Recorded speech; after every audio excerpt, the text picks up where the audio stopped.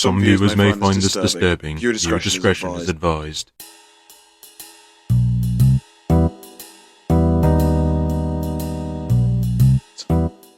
That was not a joke. If you are squeamish, have a fear of pus or blood, or just have trouble forgetting disturbing things, then you might want to scroll down and click to a new tab. Some of the imagery in this episode is unsettling. Whenever I think of a horror episode of any show, this is what immediately comes to mind. It's what lets me know that things could always get worse, and to count every single blessing we have. The plot of this episode is simple. SpongeBob gets a splinter, and he spends about 11 minutes trying to get it out. If that makes it sound boring, let me tell you that this episode is anything but. In some episodes of SpongeBob, the title card gets fitting background music, like in Spongicus, you get a Roman theme sound. I love here how it plays the same classic tune, like it's saying that it's just another typical episode. As soon as the episode starts, we get our first sign that this was an incredibly terrible idea. 4, 3, 2, wow! Open for business! It starts out with some incredibly mundane filler, until SpongeBob manages to fling his spatula into the ceiling. He stacks a bunch of boxes to get up, and begins attempting to pull it out. In those boxes were swords and tartar sauce. As soon as SpongeBob pulls his spatula out, he begins falling to the ground.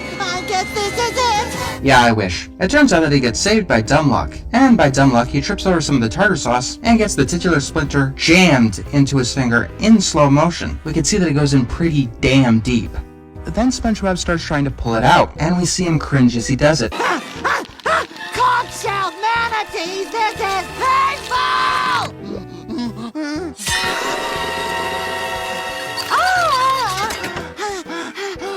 We see how real the pain feels. The writers and animators are determined to make it seem as painful as possible. I don't know if this is a half-assed attempt at slapstick or just an attempt to make the audience cringe. If it was the former, you've got to make the pain cartoonish and over the top. Like, say, have a piano fall on someone's head. That's funny because it can't really happen to us.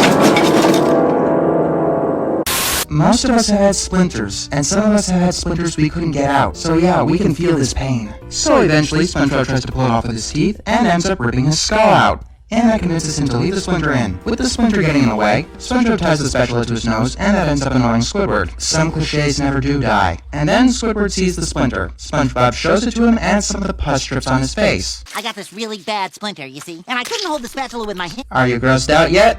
'Cause it gets better. Squidward tells SpongeBob that if he doesn't get the splinter out, then Mr. Krabs will be forced to send him home early. It's at this point that I began to wonder if I was overblowing this episode's vile repulsion when I called it a shitty abomination of hell. Sure, we've had tons of filler and a little bit of gross out, but that's nothing out of the ordinary for your typical modern SpongeBob episode. And then SpongeBob called Dr. Patrick.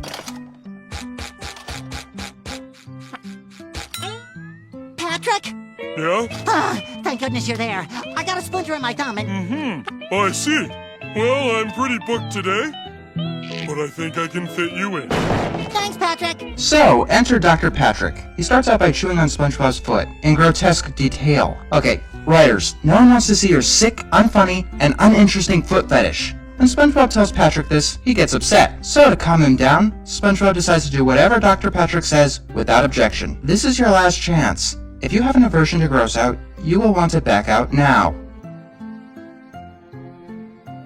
He sees the splinter and reaches into his medical bag and pulls out a hammer. You know it's coming. He rallies it up and then he smashes the splinter into the thumb, causing it to swell up to a horrid size. And when Dr. Dipshit sees the swelling, he puts a garbage compress on it, causing it to spew forth pus and turn a sickly purple color. Oh, by the way, it gets worse. SpongeBob goes back inside to find Mr. Krabs and Squidward. SpongeBob is determined to hide his splinter. They're building this up quite a lot, and when it's finally revealed, a huge red abomination with pus and a pulsating red bane. That, no joke, caused me to vomit the first time I saw it. And then we get a close-up on the splinter itself. Mr. Krabs pulls it out, and surprise! Confetti! Haha! No. Pus starts spraying on Mr. Krabs. Oh, and by the way, it wouldn't be a modern SpongeBob episode without at least some Squidward torture porn. Mr. Krabs talks about worksman comp, so Squidward bashes his head in with a cash register, only to find out that his shift ended 2 minutes ago. To call this episode a piece of utter shit would be an insult to shit, pardon the cliche. Without the disgusting visual gimmicks, this episode has no legs to stand on. It wants to gross you out, and if it doesn't, it'll only end up boring you. There is no reason for this episode to exist, other than nausea fuel. It's an excuse to be as gross as possible, and a flimsy excuse at that. I don't know who would be vile enough, repulsive enough, disgusting enough to think that this would be a good idea, and then to actually make a goddamn episode about it? Who wrote this? 3.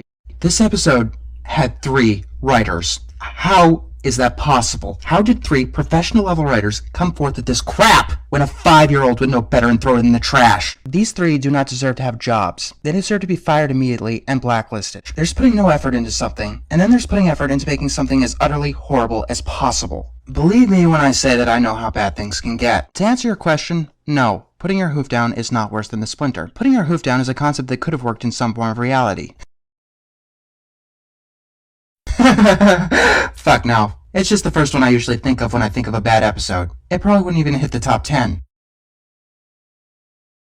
Well, there's that episode where Mrs. Puff tries to murder SpongeBob. Or there's that episode where Mr. Krabs drives Plankton to attempt suicide and is rewarded for it. There's also that episode that makes Squidward looking like he's about to kill himself for a running joke. Or if you want to include specials, there's that giant middle finger to anyone who ever gave a damn about SpongeBob. Trust me when I say that I've seen shit.